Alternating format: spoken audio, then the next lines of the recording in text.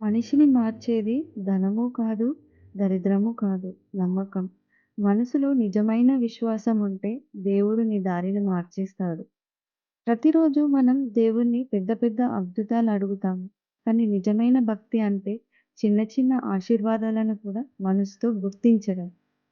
నీ జీవితం నెమ్మదిగా నడుస్తుంది అనిపించినా అది ఆలస్యము కాదు. దేవుడు నీకు నష్టం రాకుండా కాపాడుతున్న సమయం.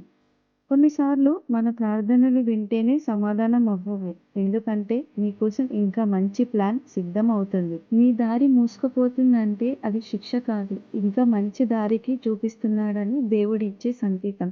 భక్తి అంటే అన్నీ పరిపూర్ణం అవ్వడమే కాదు, స్థితి అయిన కష్టం. నువ్వు ఉన్నావు కదా నాకు అని దేవుడిపై నమ్మకం వదలకుండా నిలబడటం. భక్తిని పరీక్షిస్తాడు దేవుడు, కానీ నమ్మకాన్ని వదలని ఏదని ఎప్పటికీ ఖాళీగా విడిచిపెట్టాడు. ఇలాంటి మరిన్ని వీడియోల కోసం మన ఛానల్‌ని సబ్స్క్రైబ్ చేసుకోండి.